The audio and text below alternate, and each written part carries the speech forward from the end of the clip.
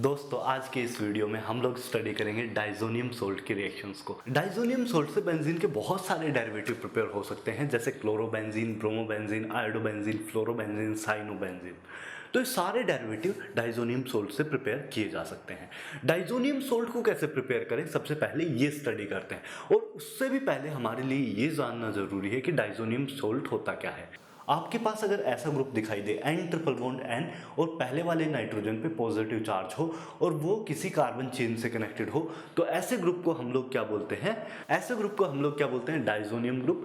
और ऐसे कंपाउंड्स को हम लोग क्या बोलते हैं? Diazonium salt. बिकॉज इसके साथ एक एनायन भी प्रेजेंट होगा, सो RN triple bond N plus and साथ में एक X माइनस होगा जो कि एक आयनिक बॉन्ड के थ्रू बॉन्डेड होगा। तो आयनिक बॉन्ड है, इस वजह से हम लोगों ने यहाँ पर नहीं दिखाया है, बट यहां पर आपके पास एक एनायन भी प्रेजेंट होगा।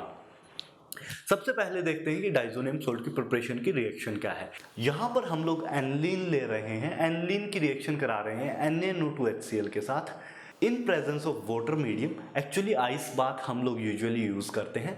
0 to 5 डिग्री सेल्सियस का टेम्परेचर होता है, 5 से ऊपर नहीं जाना चाहिए, अदरवाइज एक ऑयली सा ब्लैक सा सॉलिड सब्सटेंस ऑब्टेन हो जाता है जो कि हम लोगों के लिए यूज़फुल नहीं होता। मैंने ये रिएक्शन कराई है, इस वजह से बता सकता हूँ कि अगर आप टेम्परेचर बढ़ा देंगे, आइस बाथ में आइस अगर पिघल जाए तो ये ऑयली सा सब्सटेंस दे देता है।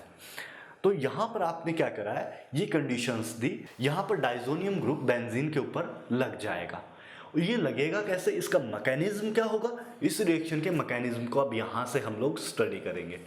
सबसे पहले NaNO2 एंड HCl मिक्सअप होके HNO2 बनाते हैं, क्योंकि NaNO2 इज अ सोल्ट और उसमें एसिड डालोगे तो आपके पास HNO2 ऑब्टेन हो जाना चाहिए। और HNO2 HCl की एक्सेस प्रेजेंस में क्या करेगा, एक और H प्लस ले लेगा और ऐसा ग्रुप बना देगा N डबल बॉन्ड, एंड यहाँ पर OH2 प्लस आ जाएगा क्योंकि ऑक्सीजन के लोन पेयर ने H प्लस पर अटैक कर दिया और H प्लस यहाँ पर जुड़ गया है। तो अब ये जो OH2 प्लस है ये बहुत अच्छा लिविंग ग्रुप हो गया है। तो जो दूसरे वाला ऑक्सीजन है, यहाँ पर जो आप ऑक्सीजन देख पा रहे हैं, इस ऑक्सीजन के लोन पेयर नीचे आएंगे और OH2 निकल जाएगा। आपके पास क्या बन जाएगा, N ट्रिपल बॉन्ड O और ऑक्सीजन पे एक पॉजिटिव चार्ज। ये जो तीसरा बॉन्ड है ये कोऑर्डिनेट बॉन्ड है। यहाँ पर एक ऐसा इंटरमीडिएट ऑब्टेन होगा। ये इंटरमीडिएट इलेक्ट्रोफाइल का काम करेगा। Electrophile means electron loving species. हम लोगों ने इलेक्ट्रोफाइल पहले भी डिस्कस किया है, लेकिन अब हम लोग डायरेक्टली स्टडी करते हैं कि इसकी रिएक्शन कैसे होगी। सो अपने पास ये इलेक्ट्रोफाइल ऑब्टेन हो गया। इस इलेक्ट्रोफाइल के साथ RNH2 जो नाइट्रोजन के लोन पेयर हैं वो इस इलेक्ट्रोफाइल पे अटैक करेंगे, और जब अटैक होगा तो जो ट्रिपल बॉन्ड था, जो तीसरा कोऑर्डिनेट बॉन्ड था in between nitrogen and oxygen, जो कोऑर्डिनेट बॉन्ड है ना तीसरा, वो वापस से ओपन हो जाएगा ऑक्सीजन की तरफ, ताकि ऑक्सीजन का चार्ज हट जाए।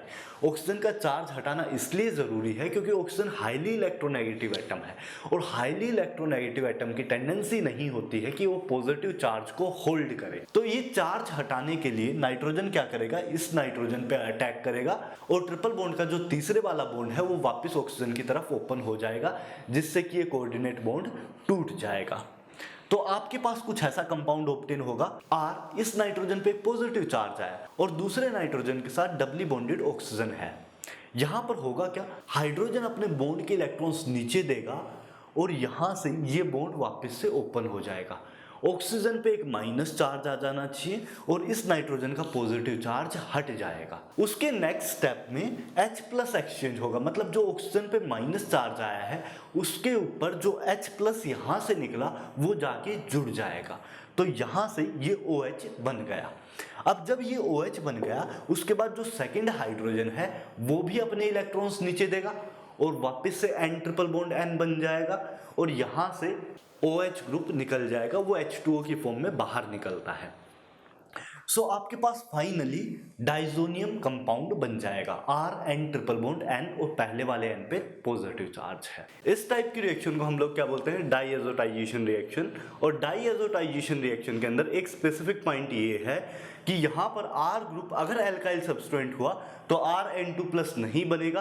रीजन क्या होता है, क्योंकि N2 ग्रुप को स्टेबलाइज करने के लिए R ग्रुप के पास कोई भी पाई इलेक्ट्रॉन्स नहीं है। अगर पाई इलेक्ट्रॉन्स होते तो कार्बन नाइट्रोजन के बीच में एक डबल बॉन्ड कैरेक्टर आ जाता और वो डबल बॉन्ड कैरेक्टर इस N2 ग्रुप को स्टेबलाइज करता। अदरवाइज N2 एक बहुत अच्छा लिविंग ग्रुप है, डायरेक्टली R के पास R ग्रुप पे कोई भी एनायन जुड़ जाता। तो डाईएज़ोटाइजेशन रिएक्शन के अंदर R ग्रुप एल्काइल सब्सट्रेंट नहीं होता है, यूजुअली अराइल और एलाइल सब्सट्रेंट यहाँ पर होता है, जिसकी वजह से N2 स्टेबलाइज्ड होता है। डाइजोनियम सोल्ट की प्रिपरेशन का रिएक्शन मैकेनिज्म है, यही मैकेनिज्म यहाँ पर भी फॉलो होता है एग्जैक्टली, और आपके पास ये कंपाउंड ऑब्टेन होता है।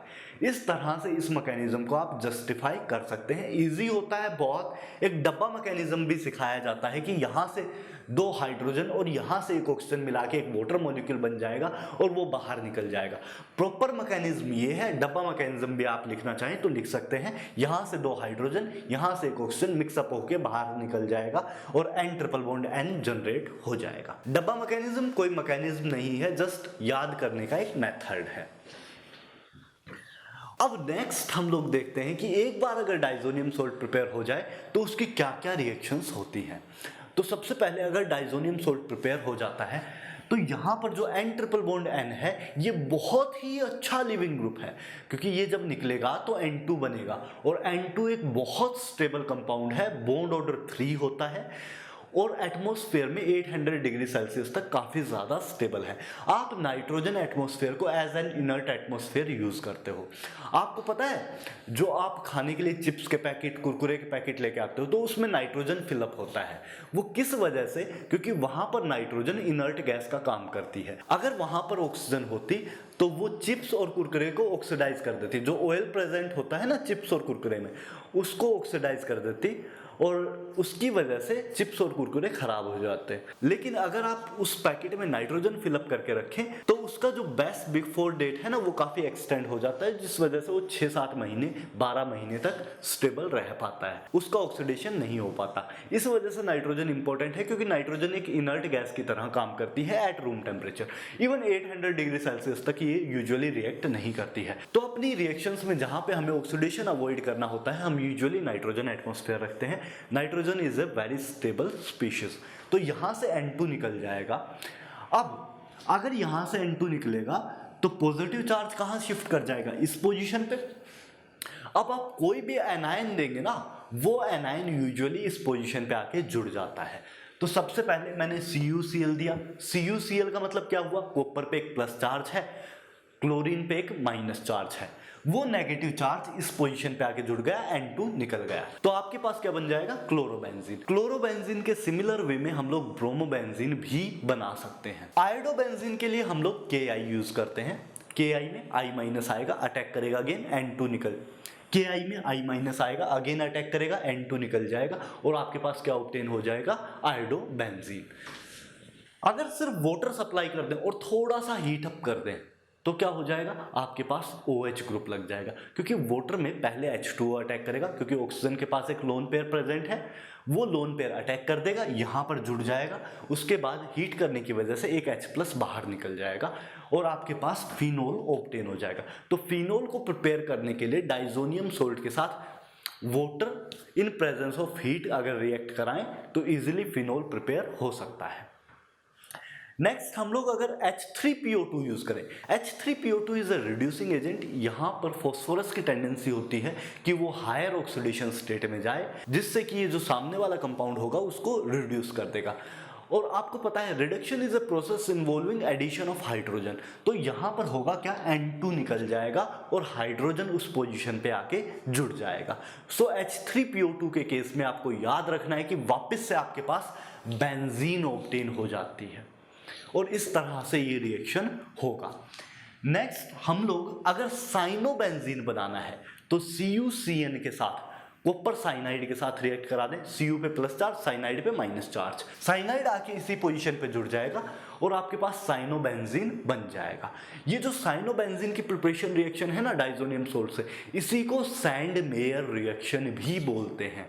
याद रखना है, सैंड मेयर रिएक्शन मतलब साइनोबेंजीन आपको प्रिपेयर करना है फ्रॉम डाइजोनियम सोल्ट। नेक्स्ट हम लोग बात करें अगर HbF4- अपने को सप्लाई हो तो क्या करें? तो HbF4- एक्चुअली F- सप्लाई करता है। F- क्या होगा?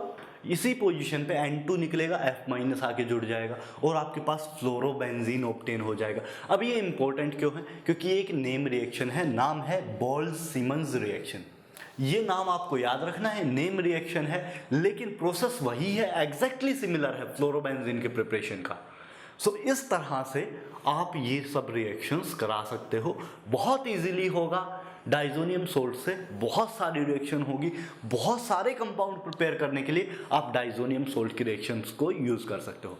मान लो अगर आपको आयोडोबेंजीन बनाना है फ्रॉम बेंजीन, तो आपको पता है डायरेक्टली तो नहीं बना पाएंगे, तो हम लोग क्या करें, पहले NaNO2HCl डालो, फिर Ki के साथ रिएक्ट करा दो। सिंपली साइनोबेंजीन बनाना है, NaNO2HCl डालो। इस तरह से आप डाइजोनियम सोल्ट की रिएक्शंस को यूटिलाइज कर सकते हो to manufacture one compound from another compound. इस तरह की रिएक्शंस आपके बोर्ड में मिल जाती हैं। कई बार आपको मिसिंग स्टेप भी पूछ लिया जाता है, तो वो आपको आना चाहिए। एक पार्ट इसमें मिसिंग है, कपलिंग रिएक्शन मैंने अभी कवर नहीं की है, वो मैं नेक्स्ट लेक्चर में कवर करने की कोशिश करूंगा। Please like, share and subscribe our channel and press the bell icon so that you can get notifications about all our new videos. Thank you.